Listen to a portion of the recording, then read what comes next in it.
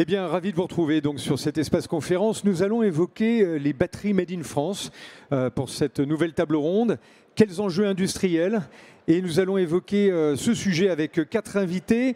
Je me fais un plaisir d'accueillir le premier, c'est Jean Moureau qui va nous faire une petite ouverture en fait avec sous forme de keynote. Bonjour Jean Moureau, donc voilà, il y a le micro qui est là. Vous êtes donc le fondateur d'Automotive Sales Company. Le fondateur, un des dirigeants. Oui. Un des dirigeants. Alors on va tout de suite se mettre dans l'ambiance pendant qu'on s'installe avec un petit film de 2 minutes. Ça va vous donner l'idée de ce qu'on fait chez ACC.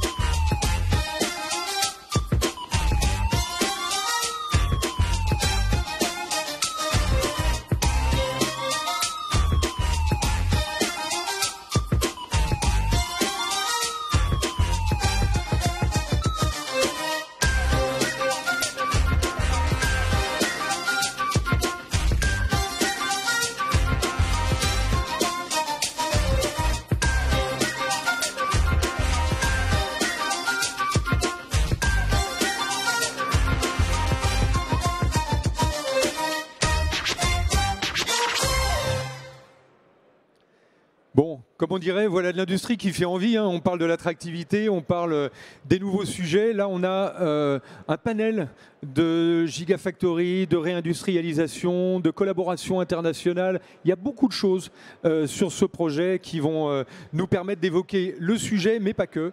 Alors, on va commencer avec les facteurs clés de succès.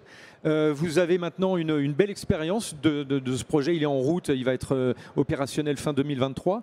Et vous avez identifié beaucoup de choses qui sont intéressantes à partager sur ce sujet des batteries. Oui, tout à fait. Vous l'avez vu à travers le film, ACC est une entreprise jeune. On a 2 ans et demi.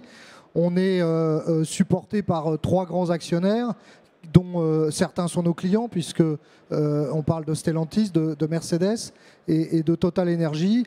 Nous avons en moins de 2 ans réussi à monter un centre de R&D complet à Bordeaux, une usine pilote dans la banlieue d'Angoulême, 2 outils qui sont aujourd'hui totalement opérationnels. Et puis, vous l'avez vu à travers les images, nous avons quasi finalisé la construction de notre premier bloc de Gigafactory à Billy-Berclos dans le Nord. Nous sommes en train d'installer les équipements de process et on produira les premières batteries à la fin de l'année 2023. Donc en 3 ans, on aura réalisé, grâce à la force de l'ensemble des acteurs, que ce soit nos actionnaires, que ce soit nos partenaires, et ils sont nombreux, on va en parler, que ce soit les autorités ou que ce soit nos propres collaborateurs, un formidable voyage. Avant de parler sur les facteurs clés de succès, je voudrais simplement insister sur 3 enjeux majeurs auxquels contribue ACC à travers notre projet. Le premier enjeu pour la société, c'est évidemment un enjeu de décarbonation de la mobilité.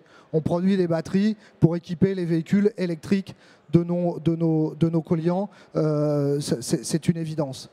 Le deuxième enjeu, il est extrêmement important, c'est un enjeu de réindustrialisation. Cette industrie de la batterie, elle n'existe pas en Europe. C'est vital pour l'avenir de l'Europe qu'elle existe en Europe, et à travers nos 9 blocs, nos 3 gigafactories, qui vont représenter à terme plus de 7000 emplois industriels, on contribue à la réindustrialisation sur des sites qui sont amenés à disparaître. Toutes nos usines sont construites sur des sites industriels qui sont en obligation de mutation, puisque les produits qu'ils produisent aujourd'hui n'existeront plus dans 15 ans. Donc ça, c'est évidemment capital, et ça fait partie de notre ADN et de notre fierté. Et le troisième enjeu pour la société, c'est un enjeu de souveraineté européenne. N'oubliez pas qu'aujourd'hui, 99% des batteries qui sont dans vos voitures, dans les voitures électriques, sont des batteries asiatiques. Je mets de côté Tesla, qui fabrique ses batteries aux États-Unis. 99%. On dépend, pour la mobilité électrique, à 99% de fournisseurs asiatiques. Ça ne peut pas durer, et ACC contribue effectivement à redonner à l'Europe un peu de souveraineté. Excellent, alors on le voit, c'est vrai que c'est un enjeu majeur. On va évoquer tout de suite voilà, les facteurs clés de succès que vous avez identifiés. Juste avant, j'avais une question à vous poser. Est-ce que la première usine que vous avez ouverte près d'Angoulême, c'est ça? Est-ce que ça a été pour vous un peu une preuve de concept? Vous avez testé un peu tout à échelle, on va dire, 0 pour dire, tiens, dans la Gigafactory, voilà ce qu'on va déployer. Ça a été pour vous une session test un peu, cette usine? Alors, tous les jours, je remercie les décideurs de l'époque qui ont décidé de construire cette usine. C'est une centaine de millions d'euros, donc c'est un investissement gigantesque. On retrouve dans cette usine les équipements à l'échelle 1 que nous mettons dans nos gigafactories. Le process de fabrication est extrêmement complexe. Et donc le fait d'avoir pu tester dans cette usine les procédés de fabrication, aller chercher la performance des machines que nous avons achetées, faire converger le produit et le process pour avoir un produit final qui marche, c'est évidemment quelque chose que nous n'aurons pas à faire dans le démarrage de la Gigafactory, et heureusement, parce que dans la Gigafactory, on a certains éléments de process où vous avez une machine à Nersac dans notre usine pilote, vous en avez 46 dans la Gigafactory. Donc vous voyez un peu l'enjeu associé. Donc effectivement, notre usine pilote qui tourne depuis début 2022, c'est un formidable laboratoire pour tester les équipements et puis pour former tous les collaborateurs qui vont avoir à conduire les installations et à produire les batteries. Un enjeu primordial, la formation. Alors on va évoquer maintenant les facteurs clés de succès. Alors le premier facteur clé de succès, et je voudrais insister là-dessus, c'est l'innovation. On a 15 ans de retard. Tout le savoir-faire de l'industrie de la batterie est en Asie. Les Japonais, les Coréens, les Chinois. On peut les rattraper, mais la seule façon de se différencier, d'être compétitif, c'est d'être capable de proposer avant eux des produits plus innovants. Et ça, c'est un élément essentiel et c'est le cœur de notre activité à Bordeaux. Notre capacité à introduire des chimies performantes, des produits qui sont plus adaptés aux besoins des clients, avec des charges plus rapides, avec des densités d'énergie, donc des autonomies plus grandes. Voilà, ça c'est quelque chose d'essentiel. Et aujourd'hui, on a 400 ingénieurs et techniciens qui travaillent à Bordeaux sur le sujet. C'est l'essentiel de notre force de travail aujourd'hui. Deuxième sujet, on va les défiler comme ça, ouais. Et après on va les évoquer au cours de la table ronde. Nos invités vont nous rejoindre dans quelques minutes. Donc on va balayer ces 6 facteurs de succès, ces 8 plutôt, facteurs clés de succès. Donc le deuxième, ça serait de développer, d'attirer les compétences et les talents. Alors c'est évidemment vital. Aujourd'hui, les meilleurs experts, ils sont chinois, japonais, coréens. Il faut qu'on construise l'écosystème des talents internationaux qui vont faire l'industrie de la batterie en Europe. Ça passe évidemment par la maîtrise du produit et des procédés de fabrication, mais aussi tous les biens d'équipement. Les biens d'équipement que nous achetons aujourd'hui pour nos usines, et c'est vrai pour tous nos concurrents, sont tous de conception asiatique. Donc on a besoin d'avoir des gens qui sont capables en Europe de développer ces moyens de fabrication. Ça passe évidemment par un staffing ultra rapide. On est aujourd'hui 1000 collaborateurs chez ACC. On sera 1600 à la fin de l'année. Donc on a besoin, en nous appuyant sur les bassins d'emploi locaux, d'être super attractif, d'attirer les talents. Je dois dire, et venant de l'automobile, que l'industrie de la batterie, c'est une industrie extrêmement technologique. Une de nos convictions, c'est que pour rattraper les Asiatiques, ça passera par notre capacité à utiliser la donnée.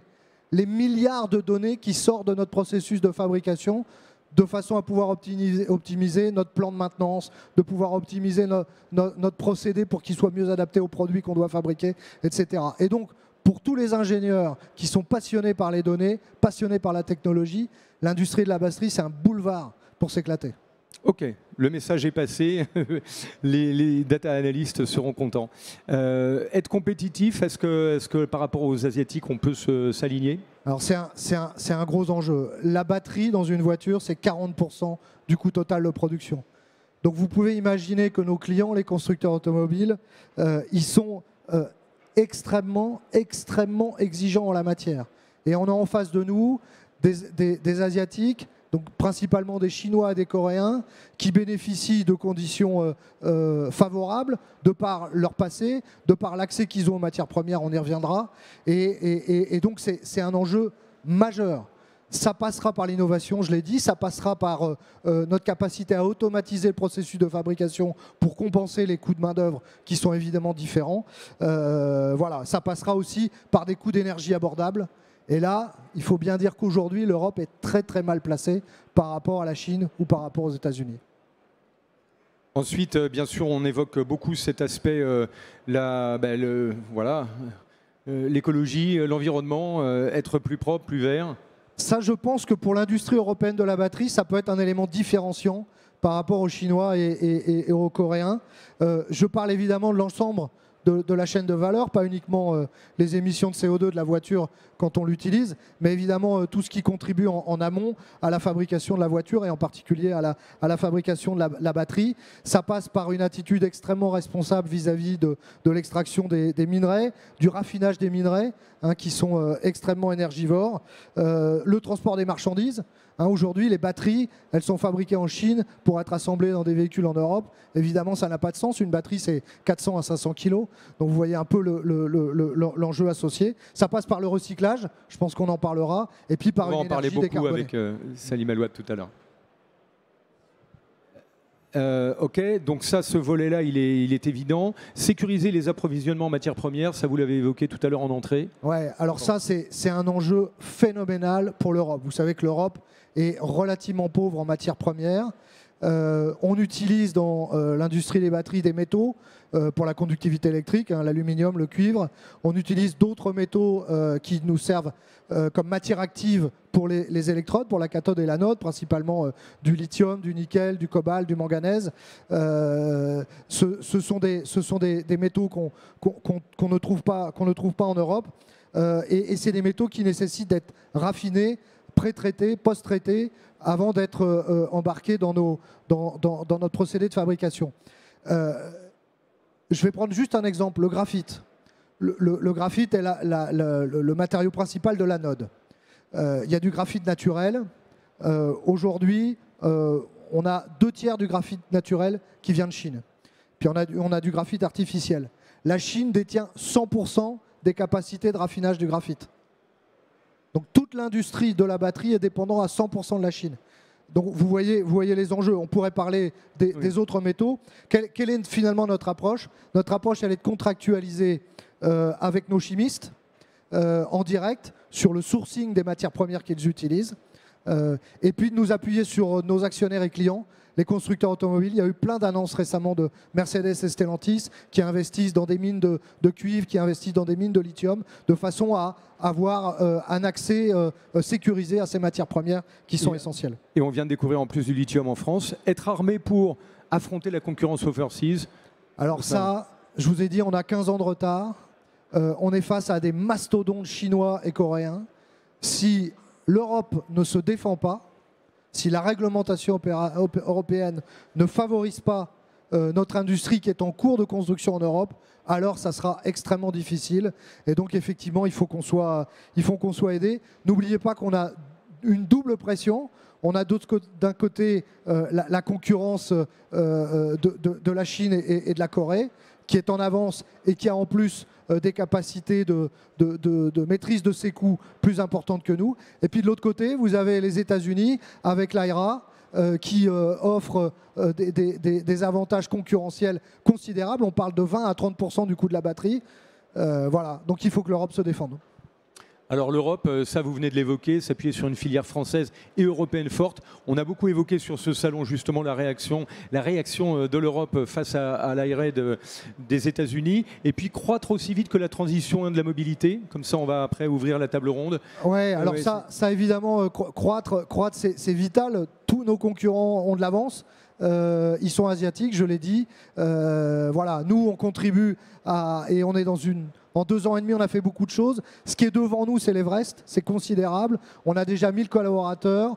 On prévoit de fabriquer 9 blocs dans 3 gigafactories d'ici la fin de l'année 2030. On a sécurisé déjà 320 gigawattheures de contrats avec nos clients. Donc on est prêt à partir, mais il faut qu'on aille vite. Il faut qu'on aille vite.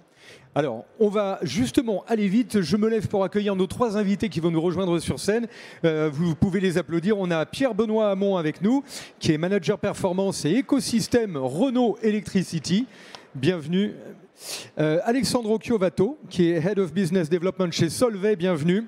Et Salim Elouat également, qui est avec nous. Bonjour à tous les 3. Salim Elouat, qui est le fondateur de MEUB Énergie. Alors, on va commencer tout de suite avec vous, Pierre-Benoît. On va se mettre directement sur la slide de l'usine. Voilà, quand elle veut y aller. En régie, Manu, est-ce que tu m'entends? La régie qui est juste là. Voilà, m'entend, tout va bien. On a enclenché. Alors, on va ouvrir le débat. On vient d'avoir avec Jean, une ouverture, il y a du challenge, il y a du défi. Hein. Là, vous allez nous raconter comment ça se passe chez Renault, qui est parti un peu avant tout le monde sur les véhicules électriques, on va le dire, et avec des projets qui sont également hyper passionnants et qui sont déjà en place. Parlez-nous de ces usines aujourd'hui que vous avez développées sur les 2 sites de Douai et Maubeuge. Tout à fait. Donc, tout d'abord, bonjour à tous. Je vais élargir un petit peu le débat en prenant le point de vue du constructeur. On a devant nous une transition énergétique, on va dire un peu à marche forcée, avec le bannissement des moteurs combustion interne à l'horizon 2035, vraisemblablement. C'est un enjeu extrêmement important, un enjeu de transition pour l'économie de manière générale, mais pour l'entreprise, le constructeur automobile en particulier. On a développé un plan spécifique en vue de cette transition, un plan produit de développement de véhicules électriques avec une ambition, c'est de vendre 500 000 véhicules électriques au plus grand nombre, bien évidemment, à un prix équivalent à un véhicule hybride à l'horizon 2025. Donc il y a une gageure en termes de volume à produire et il y a une gageure en termes de coût. Et aujourd'hui, les enjeux sont extrêmement importants. Donc on a basé notre plan sur 3 axes. Le premier, c'est l'excellence opérationnelle interne, c'est-à-dire on regarde nos propres processus et on voit dans quelle mesure est-ce qu'on peut s'adapter, se transformer de manière à optimiser nos coûts et viser cette performance économique. Le deuxième, c'est la construction d'un écosystème dédié, spécifique autour du véhicule électrique, j'en parlerai un peu plus précisément. Et le troisième, c'est la décarbonation de nos processus. Alors tout d'abord, l'excellence opérationnelle. On dispose dans la région des Hauts-de-France de 3 sites, l'un à côté de Béthune, un autre à Douai, un autre à Maubeuge. Ce sont 3 sites historiques, ça fait plus de 50 ans qu'ils produisent des véhicules pour Douai et Maubeuge et des boîtes de vitesse automatiques pour celui de Rhuys, à côté de Béthune. Ces 3 sites fonctionnaient de manière un petit peu séparée les uns des autres. On les a regroupés sous une même entité juridique. On a renégocié un accord social avec les partenaires sociaux. On a fait un peu table rase du passé, on s'est orienté vers l'avenir. Cet accord social a d'ailleurs été signé par l'ensemble des organisations syndicales, ce qui est quand même assez remarquable. Et cet accord, cette organisation nous permet de viser une réduction de la valeur ajoutée, de la valeur de transformation des véhicules, de diviser cette valeur de transformation par 2 à l'horizon de 2025, ce qui est énorme. Alors, c'est à la fois les conditions de l'accord, mais c'est aussi toutes les synergies, toutes les mutualisations qu'on a pu mettre en place entre les 3 sites. Donc ça, c'est un premier axe extrêmement important de performance. On a par ailleurs investi plus de 500 millions d'euros à Douai, par exemple, pour la moderniser et produire la Méganitech, hein, qu'on a commencé à distribuer depuis 1 an environ.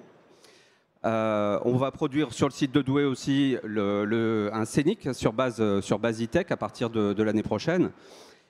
Et au sein des usines de Renault Electricity, on produira à partir de 2025 une Renault 5, un véhicule iconique, un revival de la fameuse Renault 5 qu'on a tous connu et qui nous laisse 80, mais dans une version, on le comprend bien, modernisée, et aussi une Renault 4.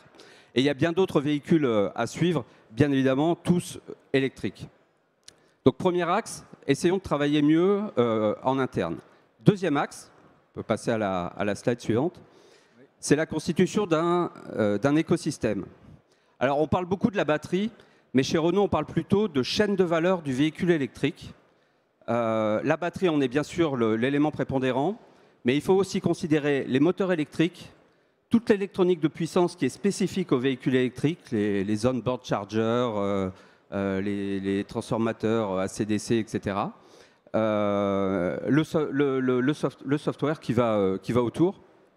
Le bac batterie, c'est important, j'y reviendrai, dans lequel on vient loger les modules actifs de la batterie. Tout ça, ça forme une chaîne de valeur globale et c'est sur l'ensemble de cette chaîne de valeur qu'il s'agit de travailler. Alors la batterie, bien évidemment, a des enjeux spécifiques comme l'indiquait Jean tout à l'heure, mais c'est toute la chaîne de valeur qui est importante de considérer. Et Renault s'attache à travailler sur l'ensemble de cette chaîne de valeur, sur chacun de ces composants du véhicule électrique, en développant des partenariats sous différentes formes. Ça peut être des partenariats classiques clients-fournisseurs, mais ça peut être aussi des partenariats industriels, des partenariats capitalistiques. Donc pour ce qui concerne les principaux éléments de la chaîne de valeur, on a beaucoup travaillé à compacter notre site de Douai, libérer des surfaces de manière à permettre à la société Envision de s'implanter en périphérie de notre site de Douai pour produire des batteries. Une première tranche va démarrer fin 2024. L'usine est en train de sortir de terre aussi pour produire 9 gigawattheures de puissance d'ici 2025 et un horizon d'environ 30 gigawatts d'ici la fin de la décennie. Donc ça, c'est une première implantation à côté de Douai. La deuxième implantation, c'est Verkor. Alors Verkor, c'est une start-up française spécialisée dans le développement et l'industrialisation de batteries pour les véhicules électriques. Renault est monté au capital de cette start-up. Un dossier d'implantation industrielle est en cours d'instruction à Dunkerque et l'usine devrait voir le jour d'ici 2025. Donc ça a constitué déjà naturellement un écosystème de 3 gigafactories avec celle de nos collègues d'ACC dans la région des Hauts-de-France. Donc on voit bien qu'il y a un pôle de compétences, il y a un pôle spécifique d'innovation, un pôle d'excellence qui est en train de se construire autour de la batterie dans la région des Hauts-de-France. Alors au-delà de ça, on a aussi travaillé pour localiser le bac batterie. Donc le bac batterie, en fait, c'est une pièce qui fait environ 2 mètres carrés, 3 mètres carrés, une pièce en aluminium assez lourde qui fait environ 80 kg, 100 kg. Cette pièce, jusqu'à présent, elle venait d'Europe de l'Est. Et on s'est dit, pour les raisons de coûts logistiques, pour tout un tas de raisons d'approvisionnement de matières premières, etc., on s'est dit, essayons de travailler ce challenge de réintégrer, relocaliser cette pièce en France. Et on a réussi. C'est une belle histoire qui est en train de se construire sur le site de Ruisse.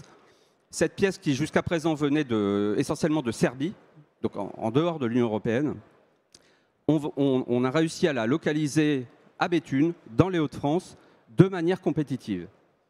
Donc là, on a un exemple qui est à la croisée des questions de transition énergétique et de réindustrialisation en France. Et c'est un exemple réussi, là, un essai qu'on est en train de transformer en ce moment. La clé de ça, c'est justement de réenvisager l'usine, c'est un peu ce que vous avez fait sur vos sites, de la repenser différemment pour qu'elle soit plus compacte, plus efficace. C'est ça un peu la clé de la réindustrialisation. On ne pense plus du tout les usines comme avant, elles sont dédiées vraiment à des tâches très précises, très compactées, c'est ça l'idée ? Oui, tout à fait. C'est de se concentrer sur l'essentiel, oui. de travailler à rationaliser les implantations, rationaliser les flux. On n'a plus les moyens de s'étendre en surface. Et le fait de libérer des surfaces permet de générer de nouvelles opportunités pour intégrer de la valeur au sein de nos usines. Donc c'est ce qu'on a fait avec le bac batterie. On a d'autres projets aussi pour intégrer d'autres composants du véhicule électrique, notamment en électronique de puissance. Enfin, tout ça est en train de se développer. Parce qu'il y avait un chiffre quand on préparait qui est très parlant. Vous envisagez de tout placer la chaîne de valeur sur 140 km². En gros, c'est ça, c'est de créer vraiment un bassin, un écosystème où on retrouve tous les fabricants. Tout à fait. Enfin, on l'indique sur le slide. En fait, l'écosystème, c'est pas seulement de travailler les principaux composants du véhicule électrique et de les localiser à proximité de nos sites d'assemblage de véhicules.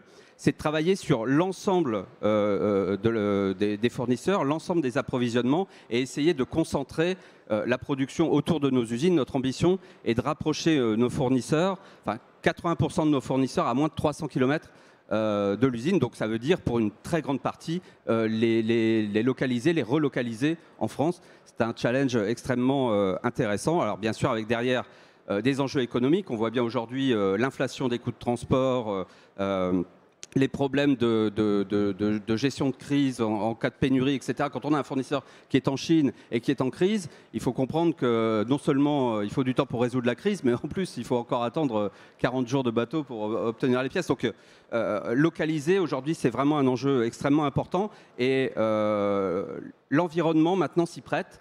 On travaille beaucoup avec les collectivités territoriales, avec les services de l'État, etc., pour trouver les conditions de la réindustrialisation de notre pays et dans les Hauts-de-France, avec le soutien de Nord France Invest, avec le soutien des collectivités, des communautés d'agglomération, etc., on a réussi à construire des success stories intéressantes.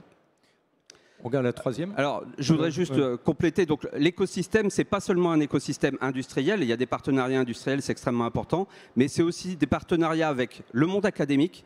Parce que l'enjeu, Jean l'a évoqué tout à l'heure, l'enjeu devant nous, c'est un enjeu de recrutement, de compétences. On a au bas mot 20 000 personnes à recruter dans le bassin avec les 3 gigafactories, leurs sous-traitants, les fournisseurs qui vont avec.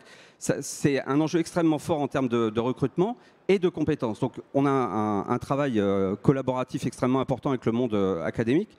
Et puis, on travaille aussi l'aspect innovation, notamment les aspects innovation industrie 4.0.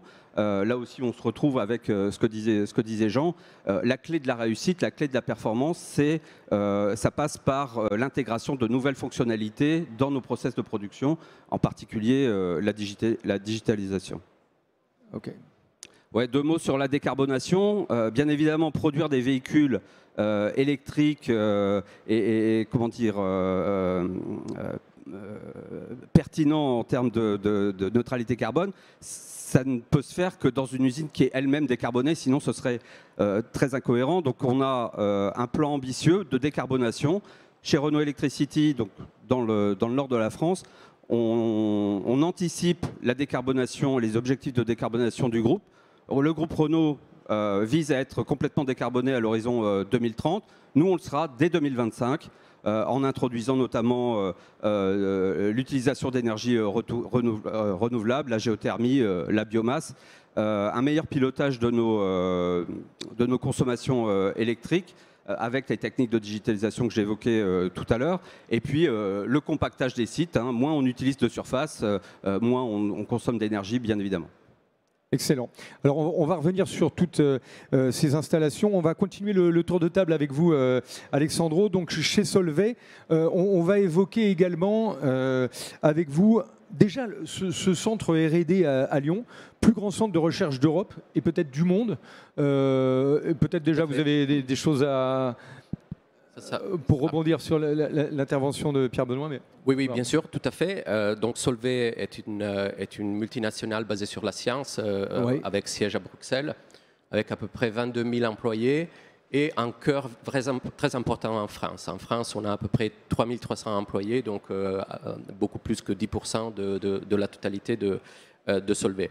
Les produits que nous faisons, c'est des produits, entre autres, qui sont utilisés dans plusieurs produits qui rentrent dans notre vie quotidienne, et on a un axe très important de développement sur les produits pour les batteries. Donc aujourd'hui, nous nous positionnons en amont par rapport à, par exemple, à ACC, c'est-à-dire que Solvay développe des produits innovants et des matériaux innovants qui permettent à ACC et à compagnies comme ACC de développer des batteries qui vont dans le sens que l'utilisateur final demande, c'est-à-dire des batteries qui sont plus sûres, des batteries qui coûtent moins cher et qui ont des performances accrues en termes d'autonomie, en termes de facilité ou rapidité de recharge.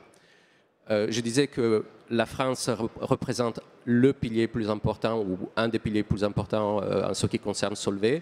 Nous avons le site de recherche le plus grand du groupe qui est ici à Lyon. Ouais. Nous avons un deuxième site de recherche très important qui est à Paris. Et puis nous avons une dizaine de sites de production, dont le site de production de La Rochelle, dans lequel nous avons installé une unité pilote qui est vraiment la front-runner en Europe en ce qui concerne les produits pour les batteries de la prochaine génération, donc des batteries à l'état solide. Et nous avons pas loin d'ici, dans le Jura, à Tavaux, le site de production qui aujourd'hui produit la majorité des produits pour batteries qui sont des liants qui sont utilisés dans la cathode. Alors, ça a été très bien expliqué par Jean avant que un des aspects fondamentaux pour la réussite de l'industrialisation en Europe de la batterie, c'est qu'il y ait un écosystème indépendant. Pour les raisons qui ont été citées, des raisons de sécurité de fourniture, de durabilité de transport, et aussi pour des raisons stratégiques de souveraineté, je dirais, pour ne pas être dépendant de produits qui arrivent de Chine, avec toutes les difficultés et logistiques et géopolitiques qu'on connaît. Donc effectivement, quand on parle de cet écosystème de la batterie, on a bien entendu parler de la batterie et de la partie voiture, mais effectivement, il y a aussi tous les composantes qui rentrent dans une batterie, donc les cathodes, les anodes, les électrolytes, les matériaux pour électrolytes, ainsi de suite. Et bien sûr, après, la boucle qui boucle le tout, qui est la partie recyclage, sur lequel Solvay aussi travaille dans le cadre de purification des métaux pour pouvoir être réintroduits. Donc on parlait du secondary mining, donc c'est quelque chose que l'industrie recherche et que l'Europe essaie de favoriser le plus possible. Et puis on entendra après aussi d'autres possibilités de recyclage, donc de deuxième vie et ainsi de suite. Donc Solvay, effectivement, aujourd'hui, travaille énormément dans les batteries. C'est l'activité qui consomme le plus de nos ressources en termes de R&D. Nous avons aussi agrandi, grâce à des talents qu'on a pu embaucher, notre portefeuille de talents. Et là, c'est peut-être un des points sur lequel, vraiment à niveau, je dirais, européen ou à niveau de l'État, il faudrait travailler. Il faut développer cette filière à partir de l'école parce que les ressources sont de plus en plus scarces. Et vraiment, les ressources humaines, aujourd'hui, on a du mal à remplir les postes qui sont ouverts parce que on n'a pas assez de chimistes, on n'a pas assez de techniciens, on n'a pas assez d'ingénieurs, malgré le fait que l'industrie soit extrêmement attractive. C'est vraiment une question de place qui manque. Et donc c'est un point très important pour nous. On le voit avec la construction des gigafactories, il va y avoir des besoins fulgurants avec beaucoup des masses de salariés et du coup il faut les trouver, il faut qu'ils soient sur le marché, quoi. Tout à fait, c'est quelque chose d'énorme, c'est une nouvelle industrie, c'est une vraie révolution. Et nous avons entendu les chiffres qui sont vraiment énormes en termes d'investissement, en termes de taille. Il faut imaginer que ce qui est prévu aujourd'hui, ce n'est que le début de quelque chose qui va être encore plus grand. On pense par exemple en termes de batterie que la taille qui aujourd'hui est installée sera peut-être un 10e, un 20e de ce qui va être installé en 2030, qui peut-être ça va être encore moins ou la moitié de ce qui va être installé en 2035. Oui. Donc on parle vraiment d'une taille de l'industrie absolument énorme qui va demander beaucoup de produits, qui va demander beaucoup de capacités productives et va demander beaucoup de ressources, y compris les ressources humaines. Alors là, on le voit avec votre côté innovation, chimie au tout début de la batterie, dans les composantes de la batterie. On va voir que l'innovation peut se situer à tous les niveaux de la chaîne. Avec vous, Salim, donc vous êtes le fondateur de Mob Energy. Vous travaillez également avec les Instituts Carnot. Vous venez de là-bas et c'est peut-être un projet qui a été développé dans le cadre des Instituts Carnot, c'est ça au sein de l'INSA Lyon. Voilà. Et donc vous travaillez sur la seconde vie des batteries. On va voir que donc il y a des solutions et des idées à trouver à toutes les étapes de la chaîne. Racontez-nous votre parcours et cette belle aventure de Mob Energy. Alors déjà enchanté à tous, très content de participer à cette table ronde. Donc je m'appelle Salim, je suis le président et l'un des cofondateurs de Mob Energy. On est beaucoup moins gros que les belles entreprises qu'on vient de voir. On est 30 collaborateurs, on est basé à Lyon et on développe des solutions de recharge pour véhicules électriques. Donc nous, on croit évidemment dans le véhicule électrique, une réduction très importante de bilan carbone de la mobilité. Par contre, un véhicule électrique doit se recharger et avoir accès à de la recharge rapide, c'est pas toujours possible, notamment parce que les superchargeurs sont lourds à déployer et que tous les véhicules ne sont pas équipés pour. Donc aujourd'hui, lorsqu'on a un véhicule électrique, on a tendance à se recharger régulièrement et on va récupérer des petites doses d'énergie quotidiennement, quasiment. Donc on fait ça à la maison quand on le peut, au travail, sur des parkings publics, etc. Et donc on installe des bornes de recharge. Et le problème, c'est que ces bornes de recharge sont aussi très gourmandes. Elles coûtent cher. Le matériel en tant que tel ne coûte pas très cher. Mais par contre, raccorder et installer ces bornes sur le réseau, ça consomme à la fois des matériaux, le cuivre notamment, et ça coûte très cher pour les acteurs du parking ou les entreprises qui souhaitent déployer ces bornes de recharge. Le problème dans tout ça, c'est qu'en face de ces coûts importants, on se rend compte que la borne qu'on a installée va être utilisée 1 heure par jour par le fameux véhicule, parce que comme on l'a dit, elle se recharge tous les jours, le véhicule électrique se recharge tous les jours. Donc on a un phénomène de monopolisation de la puissance qu'on a débloqué sur ces parkings. Donc l'idée qu'on a chez Mob Energy, c'est de faire en sorte de recharger plus de voitures avec une arrivée de puissance moins importante.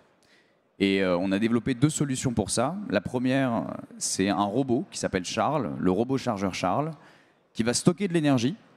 Donc il se recharge sur une base de recharge et puis ensuite il va se déplacer jusqu'aux voitures qui ont passé commande.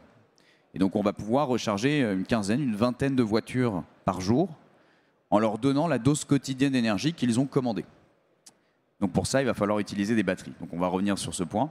La deuxième solution qu'on a développée, c'est le cube de puissance EICO. On a peut-être une photo sur les slides. Alors, on va voir. Exactement. Voilà. Donc là, il y a une première installation qui vient d'être faite sur un parking de l'armée française.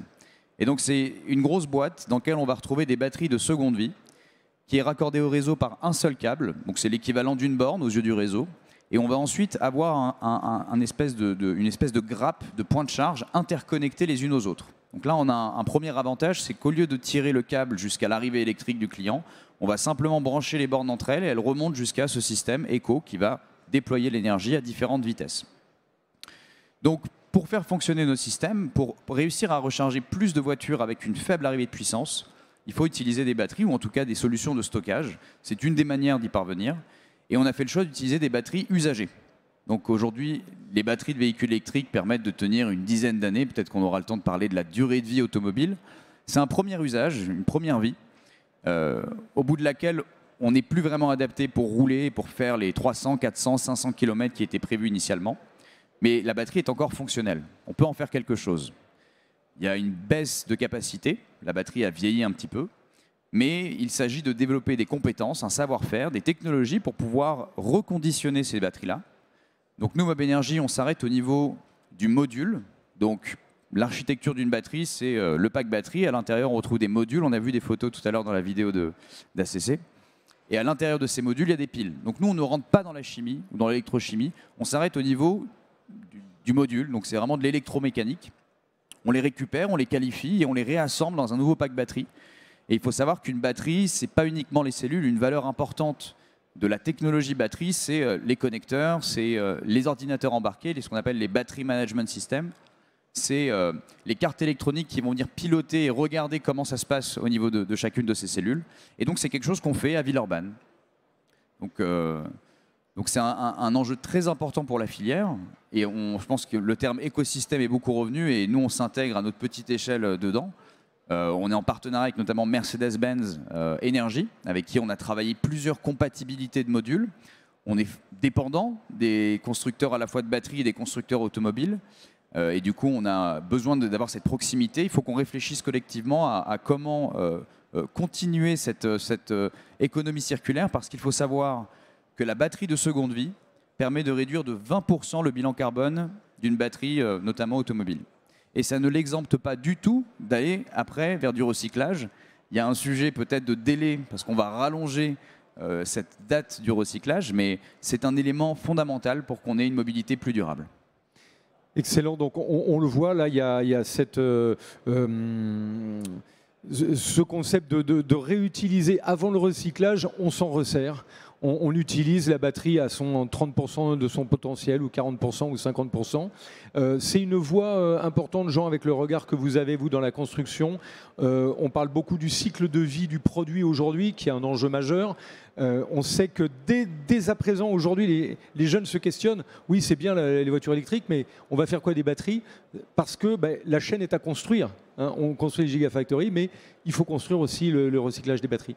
On voit à travers nos 4 exemples à quel point l'écosystème il se constitue assez naturellement entre le constructeur automobile qui vend les voitures au client final, les fabricants de batteries, les spécialistes de la chimie qui fournissent les matériaux pour aller chercher la performance, et puis après ça reboucle à travers les moyens de charge qui peuvent utiliser des batteries qui étaient avant sur des voitures.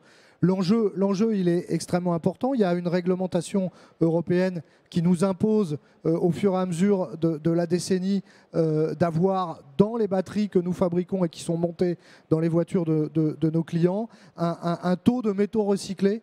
C'est vrai pour le nickel, c'est vrai pour le lithium, c'est vrai pour le cobalt. Donc, cette boucle complète d'économie circulaire à construire, elle est fondamentale. N'oublions pas, contrairement à ce qui se dit parfois, qu'une batterie c'est extrêmement facilement recyclable, en tout cas pour ces métaux. Hein, on arrive à récupérer quasiment 100% des métaux qui sont utilisés dans la fabrication des batteries, que ce soit à travers des processus pyrotechniques ou basés sur l'eau. Donc ça existe. Après, il faut rendre l'ensemble de ces processus les plus efficients possibles, c'est-à-dire consommant le moins d'énergie possible, allant chercher les derniers pourcents qui rentrent, de façon à ce qu'on puisse récupérer cette matière première et ne plus être obligé dans 15 ans, 20 ans, de se dire zut, il y a une guerre au Chili, j'ai plus accès au lithium. Ben non, c'est pas grave parce que j'ai un partenaire français qui, lui, en allié, a découvert une mine de lithium et qui en extrait. Et en plus, à travers toutes les boucles de recyclage, j'arrive à avoir 40% de mon lithium qui vient des batteries que j'ai construites il y a 15 ans. Et c'est cette boucle-là qu'il faut qu'on arrive à construire pour qu'à la fin, en Europe, on soit presque autonome. Au niveau de la réglementation, vous parliez de l'Europe qui vous impose ça, justement. On peut se demander si les Asiatiques ont des normes aussi serrées, cadrées que chez nous. Non, pas forcément. C'est toujours un peu le problème de la réglementation européenne qui est peut-être presque plus exigeante que d'autres, qui déstabilise le marché. Ça, c'est vrai et on doit en être fier. Mais oui, non, mais bien sûr. On doit en être fier. Ce qu'il faut simplement, c'est que les autorités comprennent que évidemment, ça a un coût. Ouais. Hein, et que si on veut faire en sorte que l'Europe tienne ses engagements en matière de respect de la planète, eh ben, il faut qu'elle se protège des agressions entre guillemets ou de l'extérieur avec des produits qui ne respectent pas nos normes. En tant que constructeur, là, chez Renault, c'est un sujet, les réglementations, forcément, parce que le marché est en train de se développer et tout de suite, il y a des cadres, des réglementations. C'est quelque chose que vous suivez de près, j'imagine, bien sûr. Alors, oui, et en particulier sur le recyclage. Donc, au-delà des exigences de recyclage sur le composant en batterie lui-même, il y a une exigence de recyclage sur l'ensemble du véhicule. Donc, on est forcé d'y aller. Mais de toute façon, il y a plusieurs vertus à ça. Tout d'abord, ça permet de réaliser une économie de ressources, hein, puisque tout tous les matériaux, les métaux dont on parlait, certains sont assez facilement disponibles, assez présents sur la planète, d'autres sont un peu plus rares, où les ressources sont un peu plus limitées. Ça permet de réduire l'exposition au risque d'approvisionnement. Selon des critères, on va dire, géopolitiques, géostratégiques. C'est un peu difficile parfois sur certains approvisionnements. Donc le fait de se lancer à fond dans cette filière d'économie circulaire sur les matériaux de batterie, ça permet de se prémunir contre un certain nombre de risques d'approvisionnement. Et puis ça permet aussi de réduire les coûts. Au global, réutiliser des matériaux recyclés, de plus en plus, revient moins cher qu'à utiliser des matières vierges. Alors, ces technologies elles existent, elles sont en train de se construire, de se développer. Comme on le disait tout à l'heure avec Jean, une des difficultés, c'est que la fin de vie des batteries, on la voit dans 10 ans au mieux pour les véhicules. Si on considère une seconde vie, ça va être encore une dizaine d'années plus tard. Donc, on parle de technologies disponibles aujourd'hui, mais qui connaîtront leur pleine exploitation dans 15 ans. Donc les coûts qu'on a aujourd'hui sur ce type de technologie, il faut faire un exercice intellectuel de les projeter dans 15 ans. Et dans 15 ans, on aura des technologies qui sont beaucoup plus compétitives. Et donc, il faut vraiment investir aujourd'hui pour être sûr d'en tirer les profits et les économies à terme. Alors, on est sur ce volet justement de la projection dans le temps et de l'innovation. Alexandro, vous développez, puisqu'on a évoqué tout à l'heure en intro, votre centre de recherche, il est fabuleux. C'est bien qu'on ait ça. D'ailleurs, on n'en parle pas suffisamment. On n'a pas beaucoup de storytelling par rapport aux Américains. On apprend au fil des conférences. Tiens, on a un centre de recherche sur les batteries, un des plus grands d'Europe et peut-être dans le monde. Vous travaillez, vous, sur les prochaines générations de batteries que vous évoquiez tout à l'heure, plus compacte, plus efficace. Racontez-nous, vous en êtes. Tout à fait. La batterie, c'est un objet qui a été inventé il y a très longtemps, mais qui, depuis peu, rentre vraiment dans les véhicules électriques. Et on est au début ce qu'on appelle la roadmap technologique qui devrait apporter des améliorations continues pour arriver à des batteries qui répondent de plus en plus au cahier de charge que l'utilisateur souhaite. Ce cahier de charge, comme j'ai dit, permettra d'avoir des batteries qui seront de plus en plus sûres, de plus en plus économiques en termes d'euros par kilowattheure. Ça ne veut pas dire que chaque matériau à l'intérieur doit être moins cher, mais donc des batteries moins chères globalement, qui permettent d'avoir des performances accrues en termes de cycle de vie, en termes de performance, en termes par exemple en termes d'autonomie qu'une voiture peut avoir. Donc effectivement, on travaille de façon très étroite et de façon très collaborative avec nos clients, ACC entre autres évidemment, pour développer des batteries et avancer dans cette roadmap avec plusieurs innovations qui n'ont pas le même horizon et non pas le même horizon. On a des améliorations qui sont plutôt des améliorations incrémentales pour passer de la batterie actuelle à des batteries qu'on appelle lithium-ion avancées, mais en restant dans la même génération, avec des électrolytes liquides par exemple. Et puis on développe des batteries plus innovantes pour le futur, avec des challenges techniques qui sont plus élevés dans quelques cas parce que on parle d'une maturité qui est plus faible et qui seront en mesure d'être commercialisées vers la fin de la décennie ou même au début de la décennie prochaine. Par exemple, on parle beaucoup de batteries toutes solides où finalement l'électrolyte qui aujourd'hui est liquide ou basé sur des solvants sera remplacé par des produits complètement inorganiques avec beaucoup d'avantages. Bien sûr, à démontrer, parce que sur papier... tout marche sur papier et après dans la vraie vie... Exactement. Et c'est dans cette raison, et aussi on a entendu, les cycles sont extrêmement longs. Donc on a dû investir en 2022 sur un pilote qui a coûté très cher, entre autres à La Rochelle, pour commencer à développer des matériaux qui seront commercialisés peut-être vers la fin de la décennie. Ça a été permis aussi grâce au fait que l'Europe a fait un premier pas pour favoriser la mise en œuvre de cet écosystème en permettant des financements. Alors c'est un pas encore un peu timide par rapport à ce que les autres régions font. On a entendu ce qui se passe en Asie, on a entendu ce qui se passe aux États-Unis.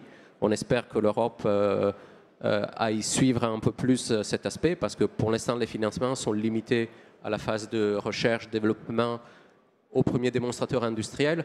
Mais aujourd'hui, il manque des instruments pour le financement de l'outil industriel, ce que les autres régions n'ont pas et qui nous mettent, comme ça a été expliqué, en certaines difficultés. Jean. Je voudrais rebondir sur ce qui vient d'être dit. Je l'ai dit tout à l'heure, l'innovation est absolument clé si on veut pouvoir rattraper et dépasser nos concurrents asiatiques dans le domaine.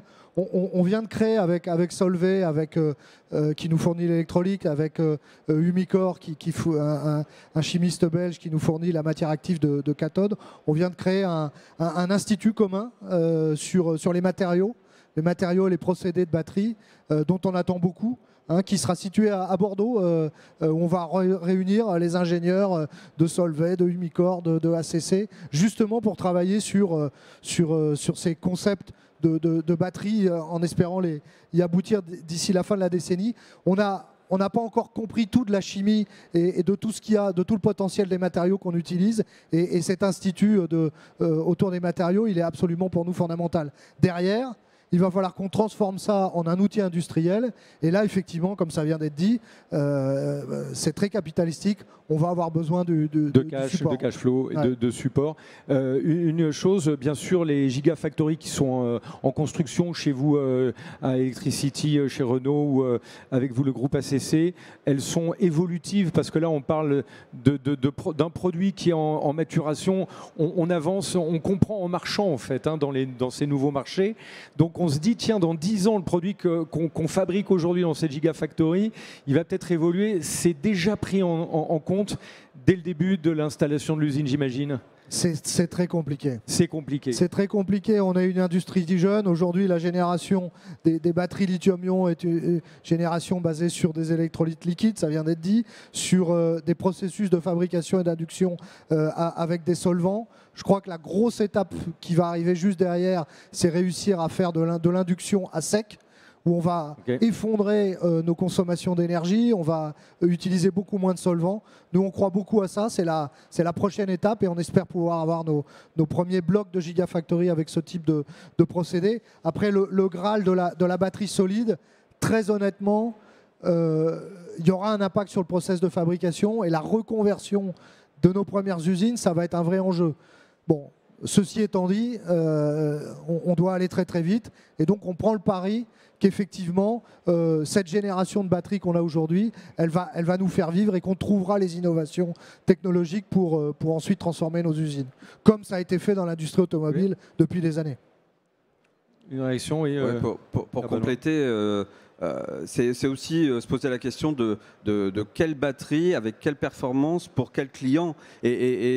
Bon, il y a d'un côté l'innovation, il y a ce que la technique permet de réaliser ou permettra de réaliser dans quelques années, mais il y a aussi comment le marché va évoluer, de quoi le client a besoin au final.